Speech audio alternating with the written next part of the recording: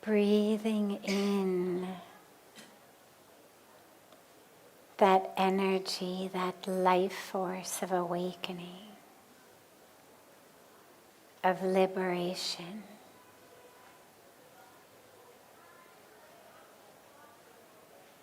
Of truth. And breathing out all of that which is old and stuck.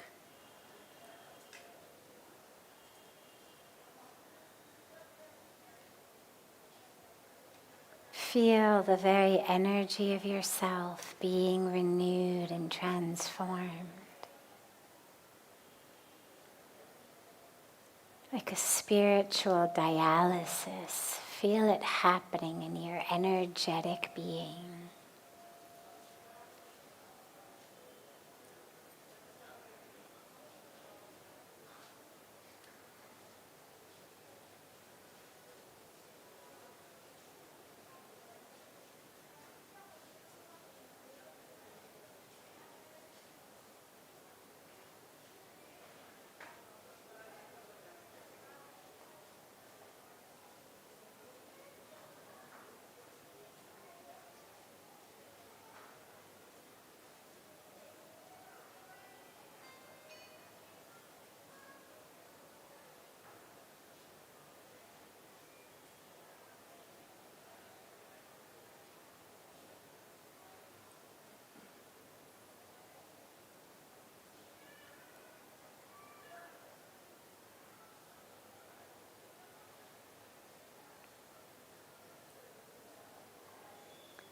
Slowly and gently, bring the palms of your hands together at chest level and just rub them gently against each other.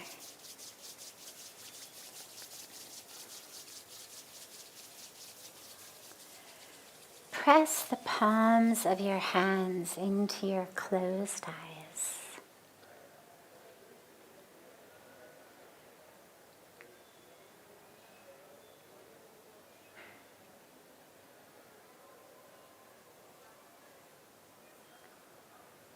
Slowly open the eyes and lower the hands.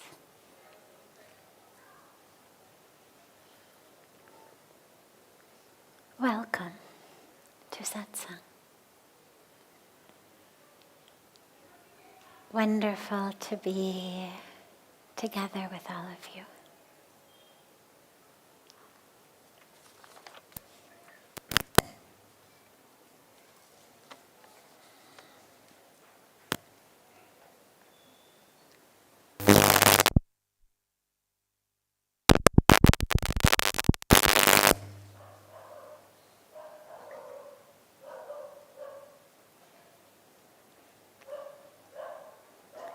How not to be proud of your spiritual practice or spiritual growth.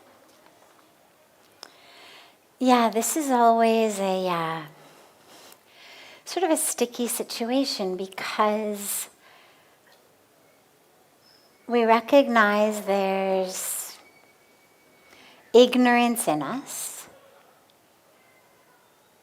illusion in us, attachment in us, ego in us. And so we embark on a spiritual path. We start meditating, we start praying, we start doing chanting, whatever our practice may be. And we start to notice we're getting somewhere.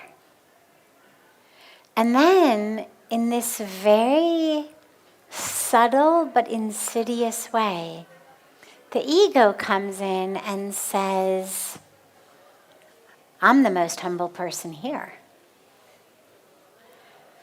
I've got the most sincere meditative practice of anyone here. I'm the best sadhak here. Now, obviously the moment that these thoughts arise, it's a really clear and wonderful reminder. I've got a lot of work to do. And that's really all to do when it arises, is just notice it. I always just have a little giggle with it. I mean, it seems to me always so paradoxically funny that here I am feeling all good about myself or something spiritual when actually what's arising is ego. Separation, because of course if I'm comparing myself to others, it means they are separate from me.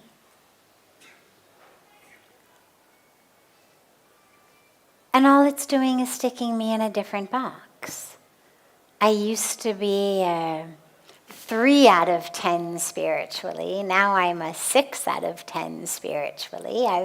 I've improved, but all I've done is stuck myself in just a different box. I was in the, worse than average before. Now I'm in the better than average. Either way, it's just a different box. And the whole point of spirituality is to unbox yourself. To realize that all of the identities that we're giving ourselves, all of the boxes are an illusion. So nothing really to do with it when it arises, except don't let it take over. The minute the ego starts to say, oh, wow, I'm so good, just look at it. Have a little love-filled, friendly giggle with it. Realize that there's still a lot of work to be done, while at the same time there's nothing to be done. And that's the beautiful irony spiritually, is that on the one hand, the ultimate truth is there's nothing to be done. Who we are is divine. And if who we are is divine, then who we are is divine perfection. Who we are is whole and complete and full, meaning nothing to be done. The whole concept of self-development becomes something that actually takes us off the path rather than on it, because it's rooted in the illusion that there is something to develop, that somehow God left me half done, or the universe, messed up on me. And so at the highest and deepest level, there is nothing to be done, and every minute and every moment we're face to face with reminders of the work to be done. There's my ego, there's my anger, there's my illusion, there's my greed, there's my lust, there's my jealousy.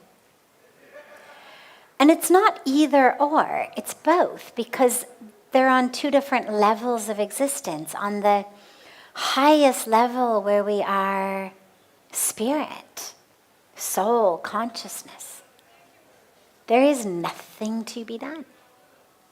There's nowhere to go. There's nothing to develop into. We just are. When you touch that place of consciousness, there's nothing there but isness. It just is. There's not even an it. There's not a subject, let alone an object. There just isness. And yet, on the level of our very personal human bodies, brains, lives, this individual aspect of ourselves, there's a lot of work to be done so that we can really experience the spirit, soul, consciousness aspect of ourselves. So when something like that arises, whether it's a moment of misplaced ego, whether it's kind of unexpected burst of anger or lust or a grudge that suddenly you find yourself holding again, whatever it may be, just look at it, notice it. Don't feel horrible about yourself. Don't get into some big analysis of what it means. Just notice it. have a little giggle at, guess I'm still human. Okay. No problem, here we are. And then you just go back to meditating. You just bring the awareness to that present moment. Because awareness doesn't judge. Awareness just is aware. Consciousness just is conscious. I may be conscious of the fact that there's a pattern of electrical and chemical behavior in my brain that neurologically you might call lust, or you might call anger, or you might call depression. But awareness is just aware. It's not judging. It's not saying good chemical electrical pattern, bad chemical electrical pattern. It's just aware. Electricity is happening. Chemistry is happening. It's just aware, like rain is happening. Imagine simply sitting on a window ledge inside your home, watching the seasons change, watching it rain, watching the sunshine, watching snowfall, watching the sunrise, watching the moon rise. And you're just watching. Sunny day. Rainy day. Full moon. Snow. You're just noticing, just aware. Nothing is good, nothing is bad, not saying, oh my God, more rain, I can't stand it, when is it going to stop? Just aware. And in the same way, when there's a shift in the seasons in the mind, just notice it. Awareness just is aware. We're not judging, we're not calling it good or bad. And now, remember, there's nothing wrong with feeling good about yourself. There's nothing wrong with saying, wow, a year ago, that would have really made me angry. And it didn't today. That's really beautiful. There's nothing wrong with that. It's part of being aware. There's been a shift. It's a beautiful shift. Look at that. That thing that he just said. That's exactly the type of thing that would have made me want to put my fist through a wall. And it didn't. I just noticed it.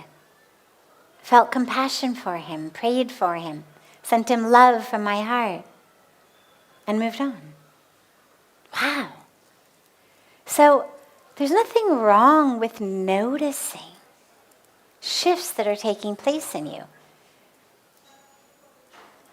But don't allow the very ignorance that you are freeing yourself of to make you stuck as you progress. Because then it's just going to pull you back. So you don't want to start judging yourself. I'm so much better. See, that guy got angry. I didn't get angry. That's because I'm so much more spiritual. That's because I'm such a better person, see? So that just pulls you back. It's tempting. It's really tempting. But it just pulls you back. So we avoid that. But we certainly notice, we appreciate, we see. And that's wonderful. Because then, of course, you know you're on the right path. If you notice positive change in yourself, you know that your practice is working, which is beautiful. Just be aware of the game of the ego that plays with you even spiritually. Just notice it, giggle at it, and move on. Meditate again.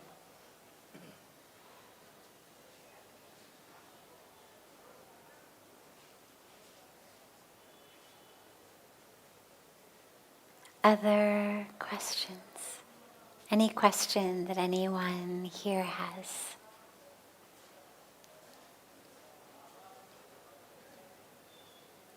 Yes.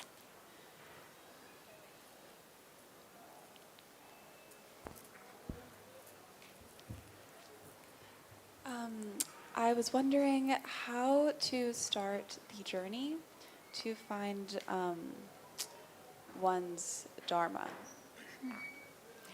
Beautiful. How do we start the journey to find our Dharma? We become very quiet and we listen. It's not something that's going to come to us from outer space.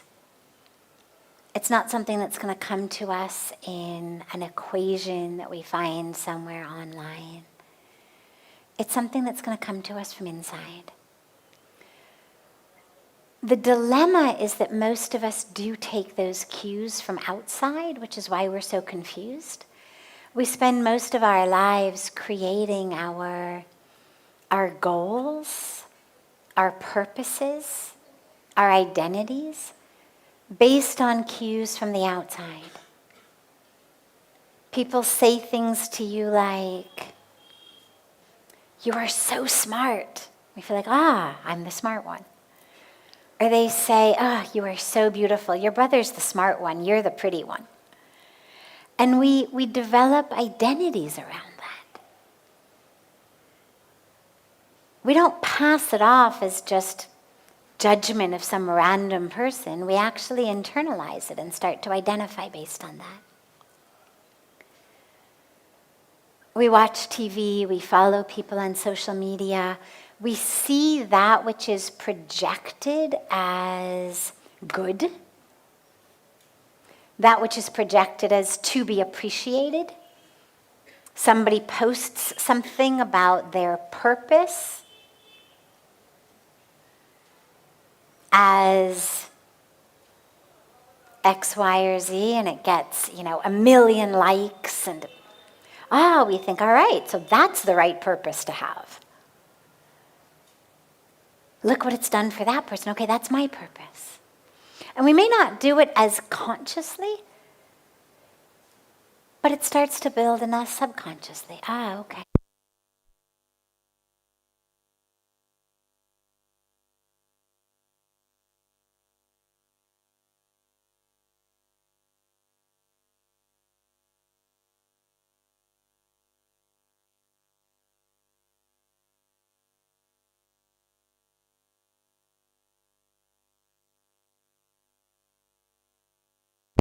Things that have nothing to do with my own Dharma. It's the, lion in the pack of sheep syndrome. I look around me and what I see are sheep, therefore I assume I am a sheep regardless of what I really am. But in our case, it's even more difficult because not only are we looking at what others are, but we're looking at what we're told we should be, what our culture, what our society says is a good purpose to have, something that makes you a lot of money, something that gives you a lot of prestige and fame and power and, vacations on exotic private islands. And this is what's projected across all forms of media that we see as the right path.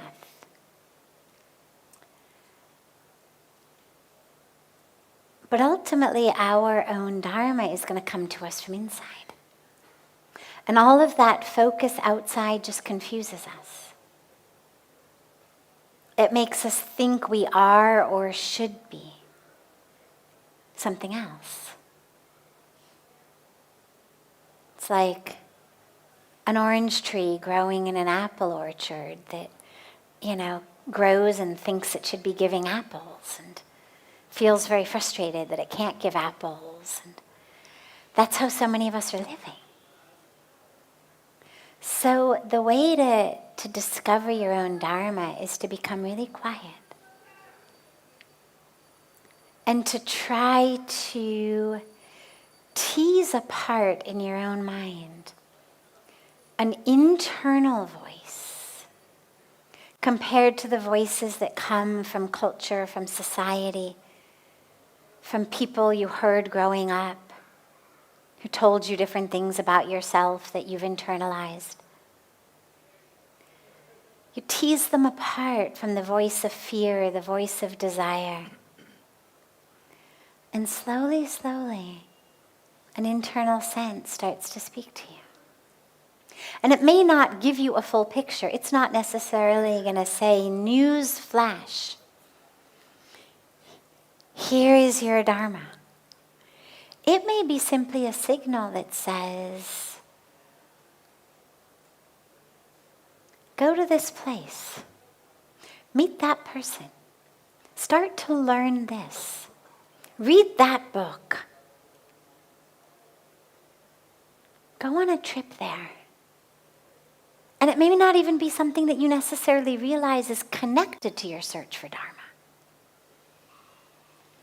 But the minute you become quiet and start listening, that inner voice starts speaking more clearly. It's always there. It's just that we usually don't hear it, we don't pay attention to it. And so like anyone who keeps trying to tell us something that we don't listen to eventually kind of quiets down, so does that inner voice. But the minute you start really paying attention, you'll notice that you can hear it more clearly and that it speaks to you more frequently. And so just start to pay attention and start to listen to it, even if it's something that doesn't make sense. You're in a bookstore and it guides you to a section that you normally wouldn't go to, or it directs you to pick up something that normally isn't the type of book you would. Or it suddenly tells you to go to this place, or to meet that person, or to learn this, or to stop doing this, or to stop doing that, or not to go there. Just start listening to it. See what happens. See how in alignment you start to feel as you listen to it. For the vast majority of us, overwhelming majority of people, number one, we do not have only one Dharma in life. We have many Dharmas simultaneously. We have many Dharmas that happen sequentially in our lives at different points of our lives. And for the vast majority of us, it doesn't come to us all at once in a news flash.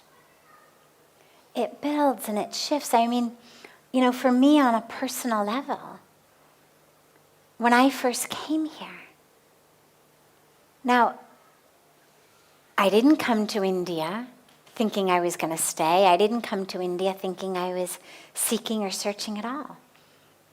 In fact, on the plane here from California, I had this moment of, what am I doing? Like, why am I going? This makes no sense. I was already on the plane and I had no idea why I was going. And then after I came to Rishikesh and I had this incredible experience that made me know I was meant to stay here, I didn't know why. And in the beginning, it was just about, I spent years and years doing seva, service, in a way where I would go to Pujya Sadhviji. He would hand me, he'd open a file. The file would have a stack of papers in it. And he would essentially throw papers at me one by one, telling me what to do with each of them. Write this person that, answer this in that way, take this and take care of it in this way, whatever it was. And I would take the file and I would go. And when the file was empty, I got to go back and hand it back to him and get a new one. And so it obviously inspired me to work really hard and really fast so that I could keep having an excuse to have to go back and sit with him again and say, file's empty, everything's done.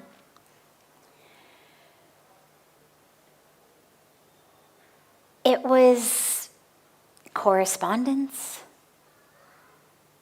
responses to invitations. Slowly, it started being about projects that we were starting, schools and things like that. Projects started getting bigger. But it still was just whatever needed to be done. Oh, there's a tsunami in South India. We went down for 2 days. We brought 5 of our Rishi Kumars down there, thinking we were just going to do prayers for the departed souls. We ended up staying back for 3 weeks in the first run and essentially being there back and forth for 2 years. Rebuilding villages. Building schools and women's centers and orphanages. I mean, the whole, had no idea. It's what the moment presented. Slowly, one day, we're sitting in darshan satsang. Somebody asks a question, he turns to me and makes me answer it. No warning. No, hey, by the way, news flash, your dharma's shifting. In the moment, somebody asks a question. He says, Sadhviji. And I, of course, think it's Sadhviji, like Sadhviji. Go and get them the book that has a whole chapter on the question that they've just asked. Go bring them all copies of my book in which I've answered this. Or, Sadhviji, go and tell the kitchen that after Satsang, these people are all going to stay back for dinner. And so I'm waiting for the rest of the instruction. And he doesn't speak, and I turn, and he's like... And it took me a moment before I realized it was Sadhviji period, not Sadhviji comma. And it was, you're going to answer this question. I had been here maybe 10-ish years, 11-ish years, something like that. I don't remember exactly when that happened. It was kind of mid to late 2000s. Slowly. And it for me has been just about saying yes to the moment. Oh, this is what the moment wants of me. Oh, okay. And just a prayer constantly being, show me. Show me what you want from me in every moment. You know I have no idea. But I'm here and I'm available. You know what's in my toolbox because you gave it to me. Use me in whatever way. Flow through me. So don't expect it to land in your lap. There was never a moment in my life in which I had this news flash of, oh, Dharma is, go to India. Take vows of monastic renunciation, become a spiritual teacher. It never happened like that. It's been baby step by baby step by baby step of literally just showing up in each moment and simply noticing that sometimes the moment starts to want something different of you than what it had wanted before. And you just show up to that. Okay. The moments used to want that from me. It used to be go and get the books or tell the kitchen. Now it's give the teaching. Okay. I'll show up to that. And just staying open. Not second guessing yourself. Not saying, oh my God, no, that can't possibly be it. And being open to the risk. Because a lot of times when that shift happens and we get an intuition that the moment wants something of us, a lot of us say, oh my God, no, you must mean the person next to me. You can't really mean me. And just realizing, yeah, this was a call for you. Show up to the moment. And then you'll start to see what the moment wants. And even in this moment, there's still a lot of different dharmas. One of them is this which I do, which I know is my dharma. And I have a mother here who I brought back from America about 1.5 years ago. And I have a dharma as a daughter to figure out how to take care of her. It unfolded in such a way of bringing her here. And I have a dharma as a daughter to my father now who's alone in LA. And a dharma to that. So it's not that one of them somehow supersedes the others. I always say it's a dance. Where sometimes you're dancing in this direction and you're dancing here, and sometimes it's a twirl, and sometimes it's a slow dance, and sometimes it's a fast dance, and sometimes it's a partner dance, and sometimes it's a solo dance.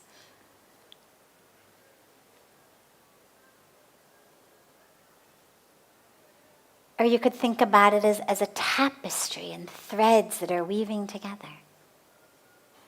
But just be still and quiet.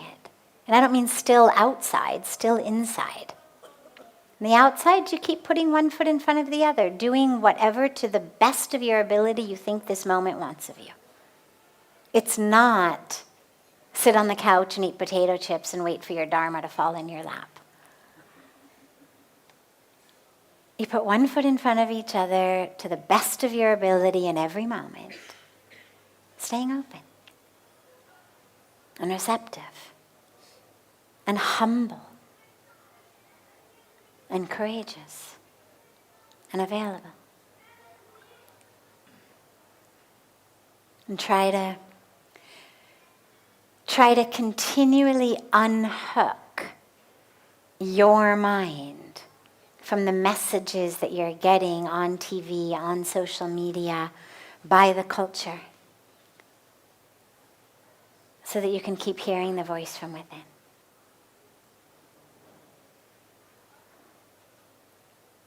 Beautiful.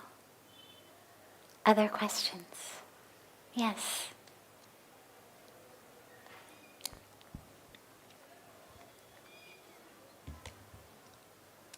I have 2 questions, but I think they go hand in hand. So the question is, how do we let go of seeking approval from the outside, and how do we really strengthen to love ourselves fully the way we are? Wonderful. So,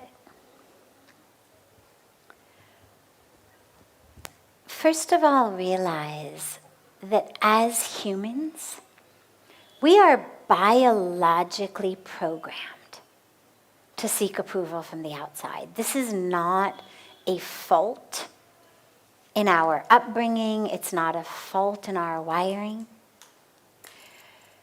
Babies, if you take a mother and the child, and the mother is engaging with the child, making eye contact, they're, having a mother-child thing. And then suddenly the mother stops paying attention. And they've done these studies. They do them very, very briefly so as not to harm the child emotionally. But they'll have the mother just stop paying attention for a moment. She's still physically there, But just she stops making eye contact. She stops smiling at the child. She kind of looks away. You watch that baby do everything it can do to get the mother's attention again. First it'll do it gaga, goo goo, and it'll kind of make noises. Within 30 seconds, the child is fussy, on the verge of tears. In less than a minute, the kid is screaming and crying. And of course, the researchers then immediately have the mother make eye contact again and make the kid happy and whatnot. But the point is that in order for us as babies to survive, we need for that mother, that father, those caregivers to be directly responsive to us in a way that is positive and safe. Because if they stop paying attention to us, quite literally we will die. Human babies cannot survive on their own. They need an adult for at least the first few years. So we literally are biologically programmed to do whatever we can do. First, in a loving, healthy way, like I'm going to goo goo, gaga, kind of giggle and hope that you pay attention to me. And then in more of what you would consider the negative attention-seeking ways, the kids who act out in order to get attention. Because ultimately what matters is simply the attention. So the fact that we grow up continuing to need external approval validation, it's not something you should feel badly about. You should realize this is how we are all wired as social beings. The dilemma comes that ultimately, once we are no longer dependent physically for survival on other human beings, we need to develop a core sense of self. That's what you would consider a strong ego, a healthy ego. As we are growing up is a sense of, I know, for example, I know that my mother, father, brother, sister, teacher is abusing me. But that doesn't mean I am a bad person. It doesn't mean I deserve it. That would be an extraordinarily healthy ego for a child to have.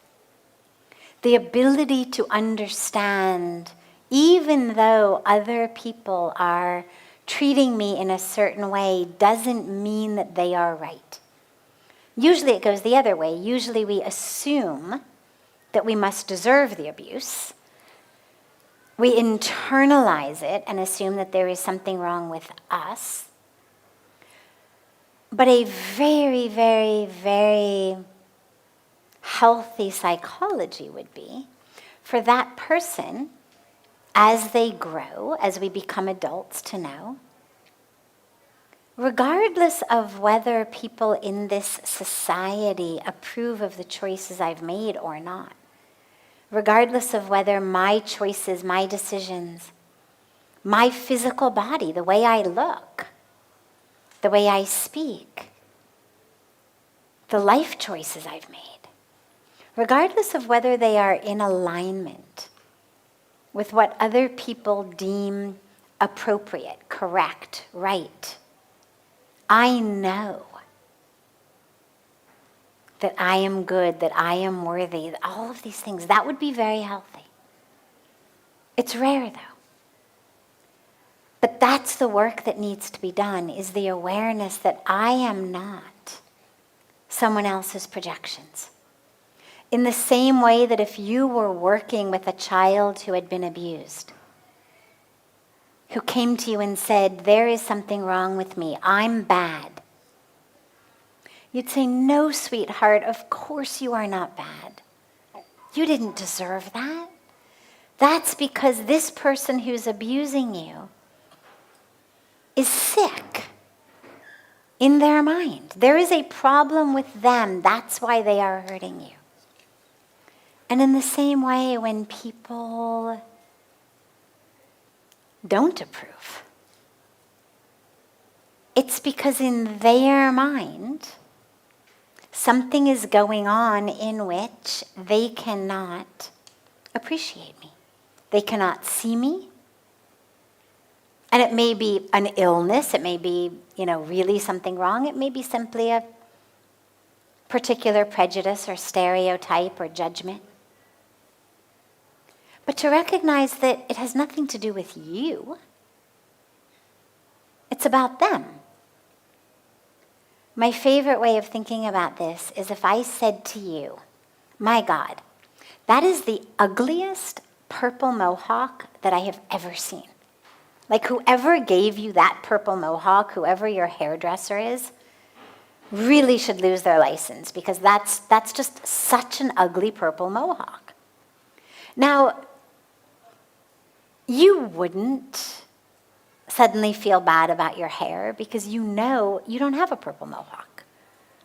And you're not going to start having this complex of looking into every mirror or every window at, oh my God, my hair.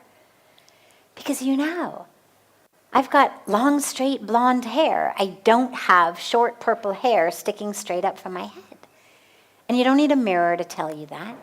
You don't need to go like this on your head as though somehow you got a purple mohawk. You know you don't have one.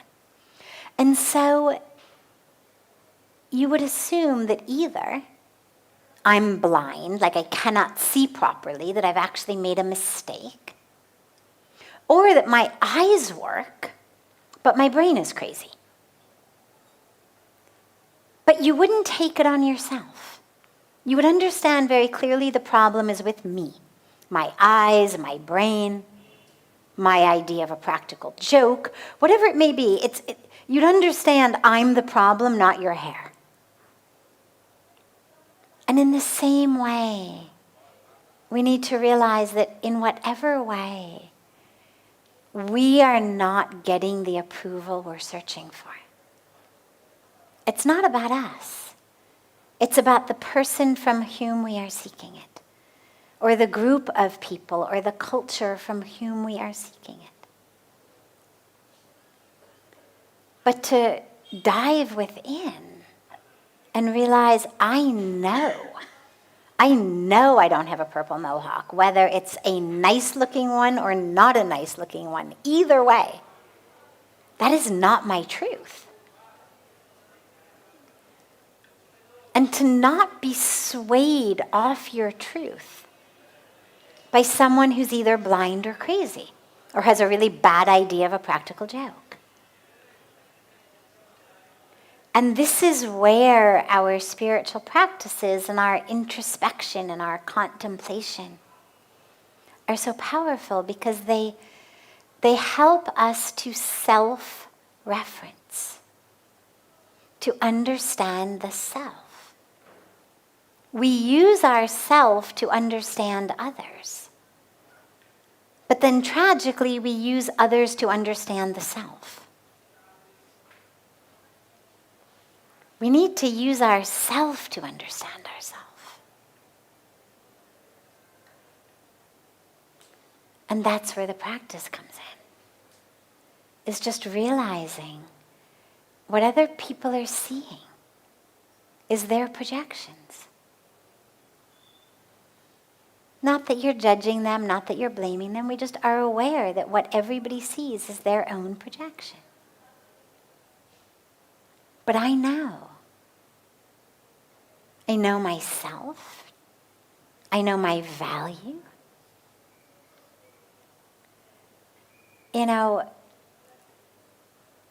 One of the most powerful things that I've learned in my life is the importance of becoming your own best friend.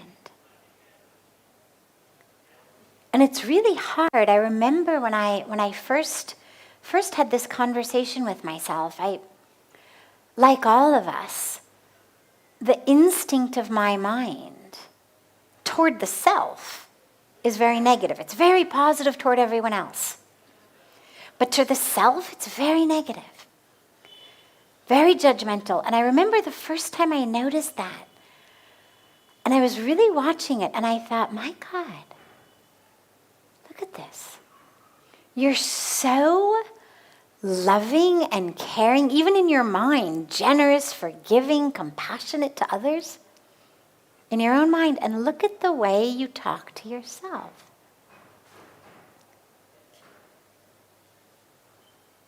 Can't you be for yourself what you are for all those people? Look at all these people for whom you are such a good friend, to whom you bring so much love and support and compassion. Why do you leave yourself out? Why do you think that everyone else is worthy of your own love and compassion and support, and you're not? And I just started really looking at that and examining it and realizing the craziness of it. Because the moment you realize that, you think, oh my God, wow. When did I ever make the decision that everyone in the world is worthy of my love except myself? And what a crazy decision to have made. That everyone in the world is worthy of the benefit of the doubt. Worthy of compassion, worthy of forgiveness, and I'm not? What crazy illusion did that come from? And the moment you start looking at it and realizing how crazy it is the moment that you start to be able to change it. And I started just a personal practice where every moment that I found myself saying something negative to myself in my own mind, I would pretend that I was saying it to someone else, and I would come in as the best friend and say, oh, that's not true at all. That's not true at all. Come on, honey. Come here, sweetheart. It's all right. It's not like that at all. And just start to talk to myself in the second person. Using you like I was talking to someone else. And realized, oh wow. I can actually, imagine this, become a friend to myself the way I am to others. That I can have love and compassion for the hurt parts of myself, the same way that I can have love and compassion for the hurt parts of others. And isn't that amazing? So it's been a really beautiful practice, and it's not difficult at all. It just requires awareness and intention. You'll feel silly about it in the beginning, because talking to yourself in the second person always feels a little bit silly in the beginning. When you do it positively, interestingly, negative, we're great at it. You are so stupid. Oh my God, who do you think you are? We're good at it in that way.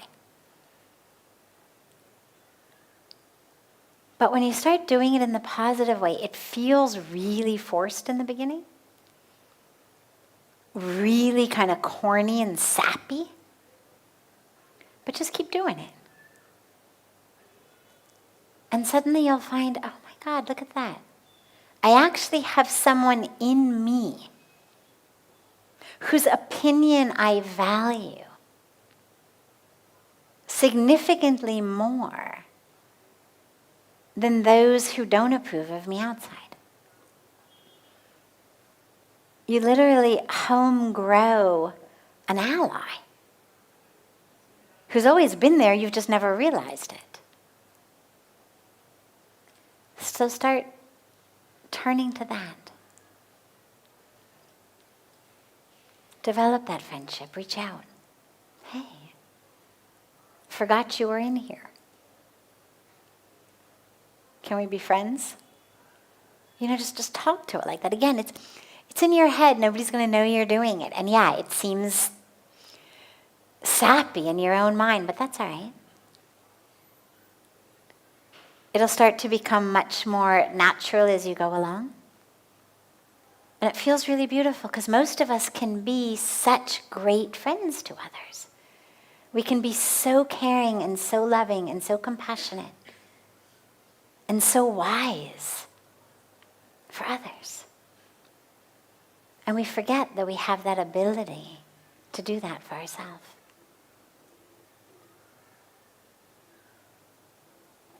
Wonderful.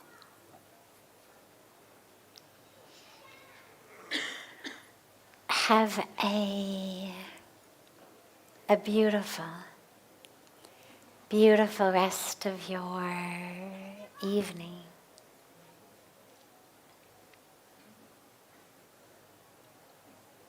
I look so forward to being with you all again tomorrow.